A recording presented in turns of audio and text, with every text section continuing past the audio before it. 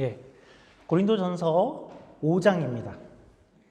이제까지 바울은 고린도 교회의 다툼과 분열, 분파에 대한 그런 문제를 아주 길게 다뤄왔죠. 1장부터 4장이 모두 그 문제에 대한 대답이었고, 이제 드디어 다른 문제를 들고 나오기 시작합니다. 바울은 5장 1절에 내가 어떤 문제를 들었다라고 이야기를 하죠. 애초에 바울은 지금은 멀리서 에베소라는 그런 곳에 와 있는데, 바울의 고린도 교회의 소식을 글로에라는 가정을 통해서 소문을 들었고, 그리고 지금은 고린도 교회의 공식 사절단이 서신으로 된 글로 된 문제들을 가지고 바울을 찾아와서 거기에 대한 대답을 하는 것이 고린도 전서이고, 이제 그 교회의 두 번째 문제를 이제 바울이 시작하는 그런 장면입니다. 우리 1절 말씀 한번 보겠습니다. 1절입니다. 제가 읽어드립니다. 너희 중에 심지어 음행이 있다 함을 들으니 그런 음행은 이방인 중에서도 없는 것이라 누가 그 아버지의 아내를 취하였다 하는도다. 무슨 문제냐 하면 음행의 문제입니다. 성적 부도덕이고 성적 방탕함에 관한 것입니다. 오늘만 아니라 고린도전서를 보다 보면 이제 앞으로도 음행에 대한 이야기들이 종종 나옵니다. 굉장히 음행이 문제가 되었던 그런 교회인데, 그런데 오늘 지적하는 문제는 그 중에서도 가장 심각한 문제입니다. 어떤 문제냐 보니까 너희 중에 누가 그 아버지의 아내를 취하였다라고 되어 있습니다. 이건 무슨 말이죠? 아버지의 아내는 누구죠? 엄마죠. 근데 왜 이렇게 표현을 했냐 하면, 이런 표현은 여기서 아버지의 여자는 첩이나 새엄마를 뜻하는 표현입니다. 그래서 이 문제는 분명히 구약 성경에도 분명히 금하고 있는 그런 내용이었고, 심지어는 이방인들도 당시에 가증히 여기는 그런 일이었습니다. 그래서 로마 법에도 이것이 금지가 되어 있는 그런 내용인데, 그런데 이러한 일이 이제 너희 교회 안에 일어났고, 그리고 무엇보다 심각한 것은 여기 이 일은 일회적인 사건을 이야기하는 것이 아닙니다. 야, 너희 어떻게 그런 일이 발생했어? 이런 뜻이 아니고, 여기 취하였다라는 동사는 계속적인 상황을 뜻하는 그런 단어입니다. 그래서 여기 문제는 어떤 이가 그 여인을 취했고 지금까지 그 음행이 계속해서 지속되고 있다라는 그런 것을 뜻하는 내용입니다. 그래서 바울은 개탄하지요. 어떻게 세상도 이방인도 금하는 일이 너희 교회 안에 일어났고 지금까지도 그것이 일어나고 있는가입니다. 그런데 오늘 바울이 이제 본문에서 이야기하고 싶은 내용은 단지 이 음행 자체를 이야기하고 싶은 것만은 아닙니다. 물론 이 음행은 너무나도 지독한 것이다 라는 것은 분명하지만, 바울은 조금 더 이야기하고 싶고 정말 이야기하고 싶은 내용을 이제 가지고 오는데, 그것은 이 악행을 두고 보는 그 교회의 태도입니다. 교회가 이 일을 어떻게 대하고 있는가 하는 것을 살펴보죠. 우리 2절 말씀입니다. 2절. 그리하고도 너희가 오히려 교만하여져서 어찌하여 통한이 여기지 아니하고 그 일 행한 자를 너희 중에서 쫓아내지 아니하느냐. 그러니까 음행이 일어났다 하는 그 말을 들어도 내가 정말 경귀를 일으키겠는데, 아니 어떻게 내가 더 경악할 것이 있는데 교회가 이 문제를, 너희가 지금 이것을 다 알고 있으면서도 아무런 조치를 행하지 않고 다 같이 묵인하고 있고, 그리고 전혀 통한이 여기지도 안타깝게 여기지도 않고 있을 수가 있느냐이죠. 말하자면 이 일을 모두가 다 알고 있으면서 다 아무 말을 하지 않고 평소와 같이 그냥 아무렇지도 않게 히히덕거리며 지낼 수가 있느냐입니다. 이게 무슨 일이냐죠. 교회가 그럴 수 있느냐죠.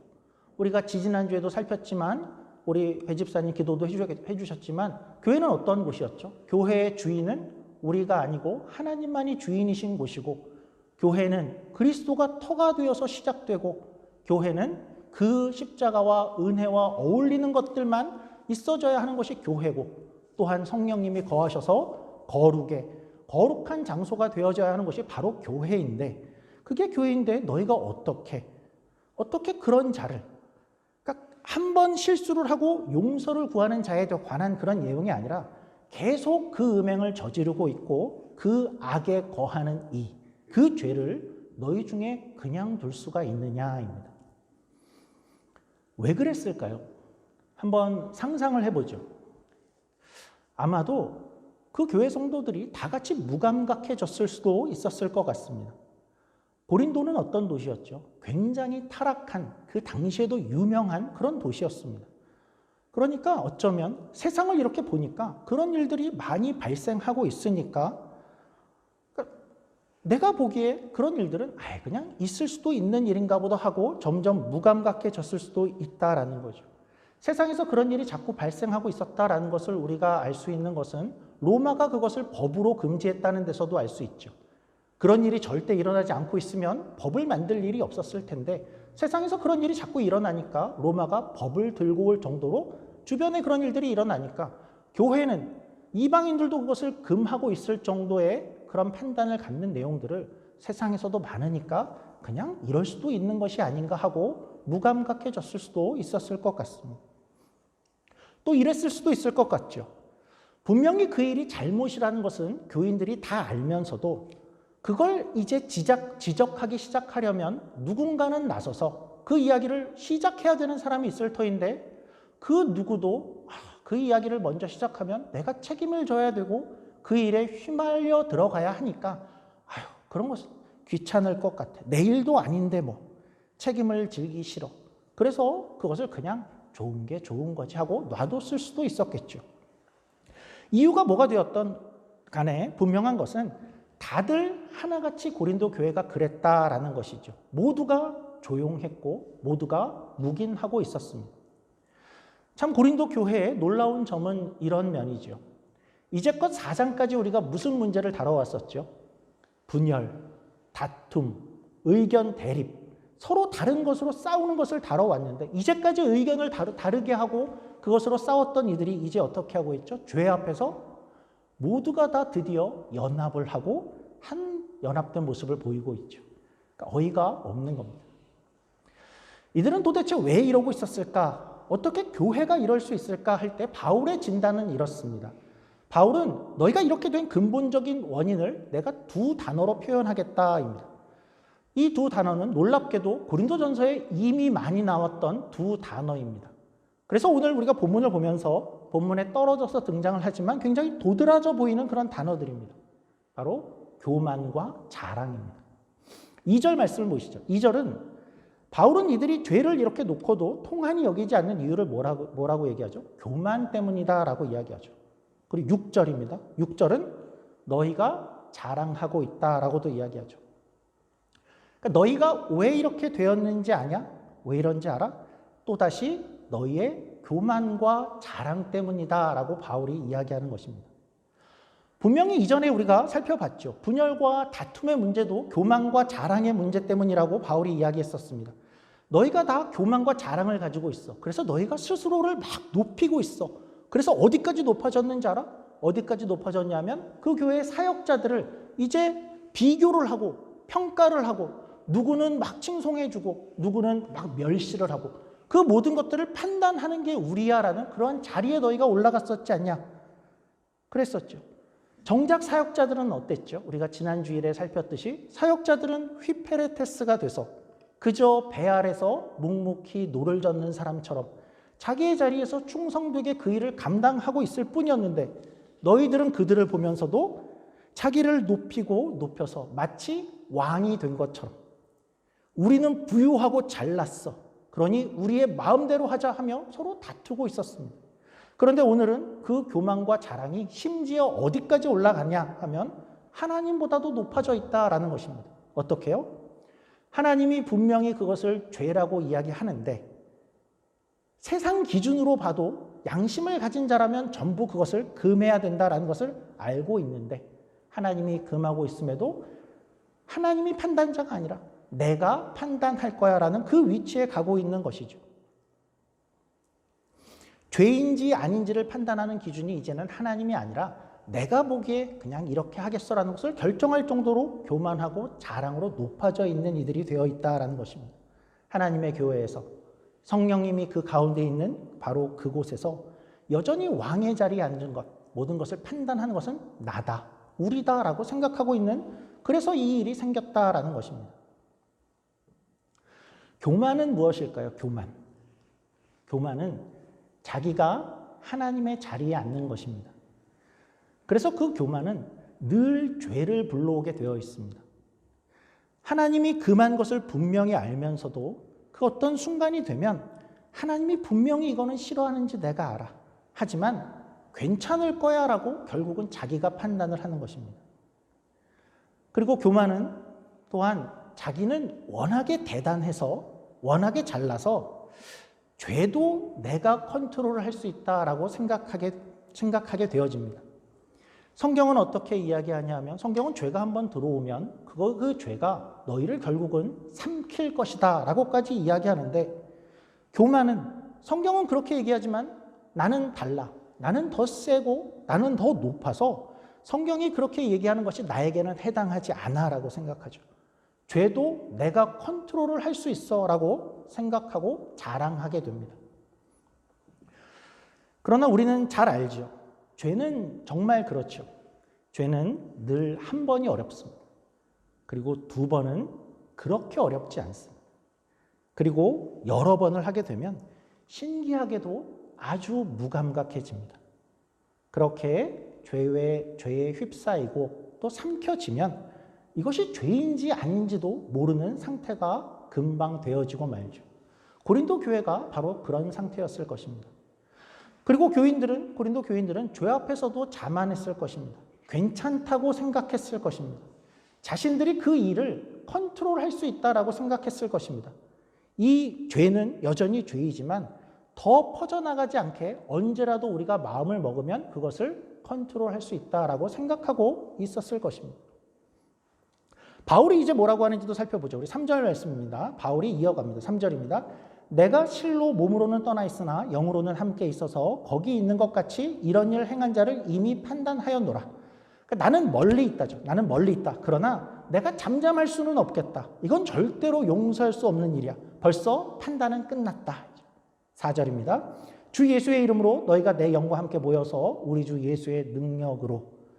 그러니까 이제 너희가 모이게 될 때에 그게 어떤 회의가 되었건 위원회가 되었건 너희가 이제 모이게 될 때 함께 논의를 해라. 그래서 통탄하는 그러한 마음으로 이 문제를 단호히 처리해라 라고 이야기합니다. 그러니까 죄에는 너희가 단호해야 된다라는 것을 바울은 또 어떤 그림으로도 보여주는데 우리 6절부터 8절 말씀 제가 한번 다시 읽어드리겠습니다. 6절부터입니다. 이런 그림을 들고 옵니다. 너희가 자랑하는 것이 옳지 아니하도다. 적은 누룩이 온 덩이에 퍼지는 것을 알지 못하느냐. 너희는 누룩 없는 자인데 새 덩어리가 되기 위하여 묵은 누룩을 내버리라. 우리의 유월절 양 곧 그리스도께서 희생되셨느니라. 이러므로 우리가 명절을 지키되 묵은 누룩으로도 말고 악하고 악에 찬 누룩으로도 말고 누룩이 없이 오직 순전함과 진실함의 떡으로 하자. 그래서 적은 누룩이 온 덩어리에 퍼지는 법이다 이죠. 그러니까 빵 반죽에 누룩을, 그러니까 이스트를 이렇게 조금만 넣어도 시간이 지나면 그것이 전체에 영향을 끼치는 것과 같다. 그래서 죄는 그렇게 전체를 물들인다라는 것이죠. 그러니 이런 뜻이죠. 죄를 향해서 절대로 너희가 별 문제가 없을 것이다 라고 생각하지 말아야 하고 너희가 그것을 컨트롤할 수 있다고 생각지 말아야 한다라는 거죠. 이번만 내가 죄를 짓고 나중에는 안 지면 되지. 나중에는 다 해결할 수 있을 거야. 자신하지 말고 죄 앞에서 자랑하고 자신만만하지 말아라. 누룩이 이미 들어와 있는데 무슨 수로 그것이 퍼지지 않도록 막을 수 있겠느냐이죠. 그것을 부풀지 않게 이미 들어왔는데 만들 수 있겠느냐이죠. 그리고 이어지는 묵은 누룩을 내버리라 하는 이야기가 유월절이라는 명절과 연관되어서 나오는데 출애굽 사건을 배경으로 하고 있죠. 유월절 그 마지막 재앙 앞에서 양을 잡고 그리고 누룩이 없는 빵을 먹었던 거기서 유래된 그런 이야기입니다. 그래서 그 구원의 날에 너희가 누룩을 제했었지 했던 것을 기억하여 너희가 새 덩어리가 되기 위해서 너희 안에 그것처럼 죄라는 누룩을 제거해라 하는 것이죠.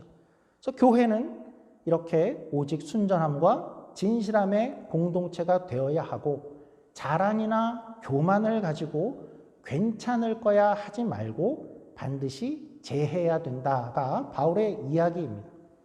이것이 바울이 오늘 본문에서 이야기한 주제입니다. 교회가 거룩해야 하고 순수함을 지켜가야 된다라는 것을 이야기하는 것이고 우리는 기꺼이 동의를 할 수 있습니다. 그런데 우리가 이런 생각을 좀 해보죠. 그러면 이제 저 쫓겨난 자는 어떻게 되는 것일까요? 그 자는 지금 회개를 하지 않고 있고 용서를 구하지 않는 그러한 자입니다. 계속 죄에 거하는 그러한 자인데 그러면 그 자는 이제 어떻게 되는가? 또 우리는 그 자를 어떻게 대해야 하고 단호하게 처리하라 그런 것이 이제부터 저 자는 우리가 뒤도 돌아보지 말고 전혀 상관을 안 해야 되는가 하는 그런 질문이 생길 수 있지요. 우리 돌아와서 본문 5절을 한번 보죠. 5절이 해석이 쉽지 않은 구절입니다. 우리 5절 한번 눈으로 봐주시면 우선 음행한 자를 어떻게 하냐 하면 이 구절은 1인칭으로 나는 바울은 이미 사단에게 내어주었다라는 것입니다.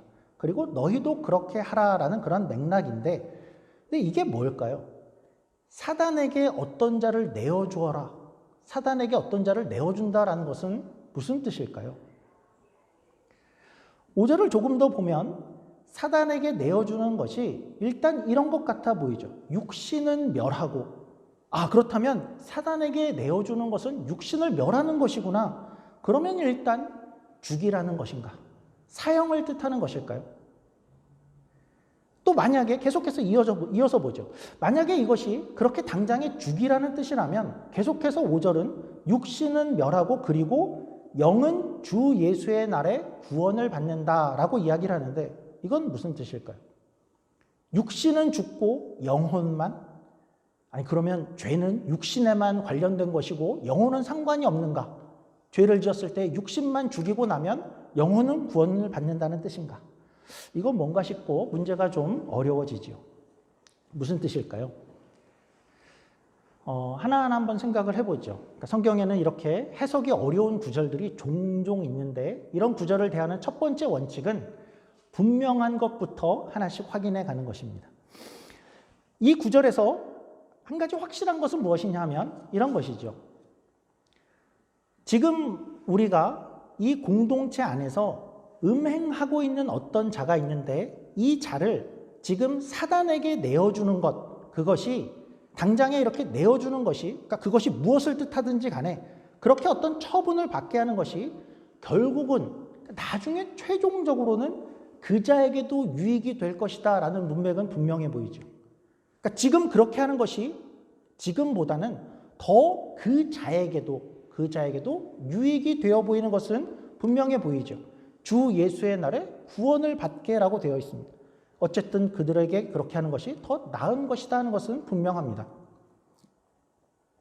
그리고 잠시 확인할 것은 이 사단에게 내어준다라는 표현이 다른 성경에도 나오는데 한번 화면을 한번 보여주시죠. 디모데전서 1장 20절인데 이런 표현이 나옵니다. 그 가운데 후메네오와 알렉산더가 있으니 내가 사탄에게 내준 것은 그들로 훈계를 받아 신성을 모독하지 못하게 하려 함이라. 그러니까 같은 표현이죠. 사단이 어떤 이들을 바울이 어떤 이들을 사단에게 내어준 경우가 있었다라고 얘기하는데 과연 이들은 그때 죽었을까이죠. 그런데 최소 몇 년 뒤에 쓰여진 디모데 후서를 보면 이때 넘겨진 이들이 또다시 등장을 합니다. 우리 한 장 넘겨주시면 디모데 후서 2장 17절이 같이 보이시죠. 그들의 말은 악성 종양이 퍼져나감과 같은데 그 중에 후메네오와 빌레도가 있느니라. 그러니까 몇 년 뒤에 보니까 아직 살아있죠. 그러니까 몇 년 전에 사탄에게 내어주었다라는 것이 당장에 그를 죽여라 라는 것은 아닌 것은 또 분명해 보입니다. 그래서 우리가 생각하기에 이 표현은 일단 어떤 일을 교회 밖으로 쫓아내고 어떤 큰 벌로서 교회 밖으로 쫓아내라 하는 것으로 우리가 생각을 하게 됩니다. 그래서 교회가 어떤 하나님의 테두리를 가진 하나님이 가진 테두리 아니 교회라고 한다면 상대적으로 밖은 사단이 활동하고 사단이 권세를 가진 곳으로 여겨서 사단의 권세 아래로 쫓아내라라는 그런 내용으로 우리가 생각할 수 있겠습니다. 그런데 우리가 다시 주목하고 싶은 것은 그렇게 하는 것이 고린도 전서에서나 디모데 전서에서도 지금 상태에서는 그렇게 쫓아내는 것이 그 쫓겨나는 그들을 위해서도 그들 편에서도 그것이 최선이다라고 말하는 것 같다는 점이죠. 고린도전서도 그렇게 함으로 주 예수의 날에, 그 마지막 날에 구원을 기대할 수 있는 방법이고, 또 디모데전서 1장에서도 내어줌으로 하나님을 다시 모독하지 못하도록 훈계가 될 수 있다라고 표현을 합니다. 그러면 어떻게 이들에게 이 처분이 어떻게 유익이 될 수 있을까요? 쫓겨나는 것이고 사단에게 내어줌을 당하고 있는 것인데. 한번 예를 들어보죠. 어느 날 많은 관중들이 모인 축구 경기가 열리고 있습니다. 그래서 축구 경기를 이렇게 보면 때로는 그 경기가 과열될 때가 있죠. 그런데 어떤 한편의 선수가 상대 선수를 향해서 굉장히 신체에 위협이 되는 위험한 행동을 하게 되면, 그러면 그 선수에게 어떤 조치가 내려지죠? 우선은 심판은 경기를 중단시키고 그 선수에게 주의를 줄 것입니다. 그런데 그 선수가 다시 반복해서 아주 위험한 행동을 하면, 그러면 심판은 그 선수에게 가서 옐로우 카드를 주죠. 경고를 줍니다. 그런데 그 선수가 서지 않고 다시 또 그런 행동을 하면 그때는 레드 카드를 꺼내들죠. 퇴장을 시킵니다.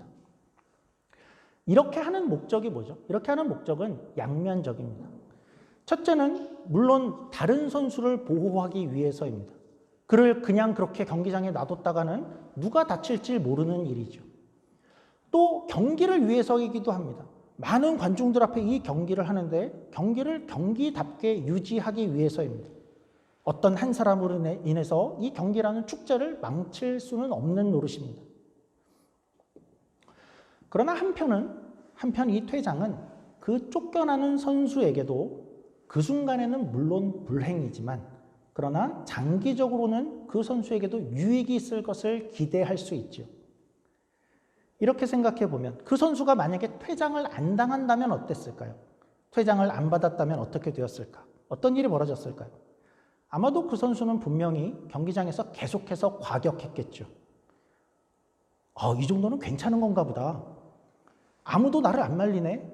내가 어쩌면 잘하고 있는 거 아니야? 라고 그렇게 오해를 할 것이고, 그렇게 계속 거기에 있다가는 어쩌면 어떤 한 다른 편의 선수를 다시는 운동을 못할 정도로 큰 부상을 입히는 불상사를 거기서 일으킬 수도 있을 것이고, 또 어쩌면 계속된 그런 과격한 행동을 함으로써, 그런 더러운 행위를 함으로써 온 관중들과 축구계가 그 선수를 보고 다시는 축구를 할 수 없도록 그렇게 만들 수도 있게 될 것입니다. 스스로 멈출 수 없는데 아무도 멈춰주지 않아서이죠. 그러나 누군가가 그를 멈춰준다면 그가 그 멈춤을 통해서 이게 안 되는 건구나 하는 것을 깨닫고 다음에는 조심할 수 있는 어떤 기회가 생기는 것이죠. 그리고 어쩌면은 다시는 그렇게 뛰지 않아서 그 선수가 오래오래 축구 선수를 계속할 수 있는 길이 열릴 수 있는 것이 될 수 있는 것이죠. 그러니까 교회가 마찬가지입니다. 그러니까 교회가 이런 이들을 쫓아내지 않고 아무 조치를 취하지 않고 그대로 두면 어떤 일이 벌어질까요? 그들은 애초에 분명히 회개를 안 하는 자들입니다. 용서를 구하지 않는 그런 자들이죠. 그런 이들이 계속해서 교회에 있으면 그 같은 죄를 계속해서 범할 것입니다. 아무도 제재를 안 하니까 꺼리낌 없이 계속해서 그 일을 행할 것이고, 그러면서 하나님의 교회를 계속해서 더럽힐 것입니다. 또한 그들은 아마도 그 안에 있으면서 점점 더 무감각해져서 지금보다 더 큰 죄를 지면서도 아무런 거리낌이 없고 스스럼이 없게 될 것입니다. 그리고 결코 스스로는 멈추지 못할 것입니다. 마치 자신 안에서 그 죄성이 누룩과 같이 퍼져나가서 브레이크를 걸 수 없는 그런 더 큰 죄인이 될 것입니다. 그러면 하나님이 그때 가서 그들을 어떻게 보실까요? 지금보다도 훨씬 더 큰 죄인으로 큰 진노와 심판을 준비하시겠죠. 그러니까 이것이 교회 안에 권징이나 징계라는 것이 있는 이유입니다. 어떤 분들은 이렇게 생각합니다. 이렇게 질문합니다. 왜 교회 안에 그딴 게 있습니까? 그런 의문을 가질 수 있습니다. 그러나 목적은 이렇게 양면적입니다. 한 가지는 교회를 보호하기 위해서입니다. 다른 성도들을 보호하기 위해서고, 그리고 둘째는 그 자를 위해서입니다. 그 자가 여기서 계속해서 더 큰 죄로 더 하나님의 명예를 더럽히며 하나님을 수치스럽게 하여서 더 큰 벌을 하나님으로부터 받지 않도록 하기 위해서, 물론 그가 어떻게 되리라는 보장은 없지만 그러나 최소한 그 가능성을 열어주고 기회를 주기 위해서 이런 일, 교회 안에 권징과 징계라는 것이 있는 것입니다. 그래서 교회가 어떤 죄를 보고도 잠잠한 것, 이것은 결코 옳지 않습니다. 그것은 결코 사랑이라는 이름이나 용서라는 명목으로 그렇게 묵인될 수 있는 것이 아닙니다. 물론 진심으로 어떤 이가 회개를 하고 용서를 구하는 일을 향해서는 교회는 항상 한없이 그를 품어야 되고 그를 향한 정죄를 뒤로 미루어야 됩니다. 그것은 언제나 옳습니다. 그러나 죄를 지속적으로 품으면서 회개하기를 거부하는 이들이 있다면 그들을 그냥 두는 것은 결코 사랑도 용서도 될 수 없다라는 것이죠. 그것을 다 같이 묵인하고 그것을 그만둬야 된다고 아무도 책임지려 나서지 않고 그냥 놔두는 것은 결국 그 교회를 누룩으로 가득 찬 교회를 망치는 것이 될 뿐더러 그 당사자에게도 그가 더 하나님 앞에 큰 죄인이 되도록 그를 방치하는 것이 되기 때문이죠. 그래서 전통적으로 종교개혁 이후에 수백 년 동안 개혁 교회들이 이렇게 참된 교회는 이런 교회다라는 항목으로 세 가지를 공유하고 있는 내용이 있습니다. 그러니까 이런 세 가지는 교회에 분명히 있어야 돼. 이 세 가지가 없으면 그건 교회도 아니다 하는 것을 세 가지를 공유하고 있는데, 첫 번째는 말씀입니다. 어떤 교회가 말씀을 제대로 전하지 않으면, 그리고 말씀을 제대로 가르치고 있지 않으면, 그리고 말씀을 가르치지 않고 딴소리를 하고 있으면 그건 교회가 아니다라고 이야기합니다. 두 번째는 성례입니다. 예수님께서 살아계셨을 때 친히 명령하신 세례와 성찬을 행하지 않는 것은 줄을 쫓는 교회가 아니다, 그래서 교회가 아니다라고 생각합니다. 그리고 세 번째가 권징입니다. 권면과 징계입니다. 교회가 그 안에 죄를 보고도 죄를 품고 있고 그런 상황을 그냥 그러거나 말거다라고 놔두는 교회, 그것은 교회를 부패하게 놔두는 것이고 하나님의 이름을 더 수치스럽게 하는 교회인 것이고, 동시에 자기의 교인들을 브레이크 없이 더 망해가는 길을 방치하는 그런 책임을 지지 않는 교회다 해서 권징이 없는 교회는 교회가 아니다라고 공유를 해오고 있는 것입니다. 말씀을 정리해보죠. 죄는 혼자 상대하기가 굉장히 어렵습니다. 그래서 공동체가 같이 힘을 합하는 것입니다. 서로가 권면하고 독려하고 그렇게 해서 거룩함과 순전함과 진실함이 있는 교회를 함께 만들어가는 것입니다. 내가 넘어질 때 어떤 사람이 나를 챙길 것이며 또 어떤 이가 넘어질 때 서로가 그를 챙겨가는 것이 교회이고, 그래서 이 교회 안에서 세상과 다른 예수님께서 죄를 위해서 십자가를 지셨다는 것을 기억하는 모두가 그 죄와 싸우며 다투며 그 죄를 벗어나기 위한 그런 삶을 살아가는 것이 바로 교회인 것이죠. 심지어는 권징과 징계를 하더라도 그것을 통해서라도 이 교회를 순전한 그런 교회로 이 땅에 세워가는 것이 바로 교회의 사명인 것입니다. 바라기는 우리가 함께 모였으니 우리가 함께 힘을 합하여서 하나님이 원하시는 그러한 교회에 함께 만들어갈 수 있기를 소원합니다. 기도하겠습니다. 하나님 아버지, 먼저 기도하는 것은 각자의 죄성을 위해서 기도합니다. 하나님, 우리가 이 일을 먼저 시작하기를 원합니다. 우리 안에 있는 묵은 누룩을 청소하기를 원합니다.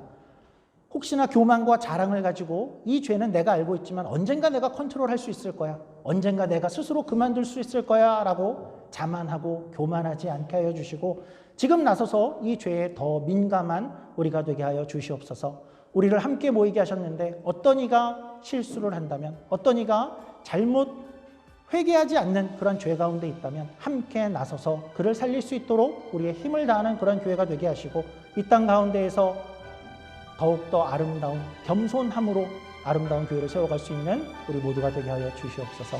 감사하며 예수님 이름으로 기도드립니다. 아멘.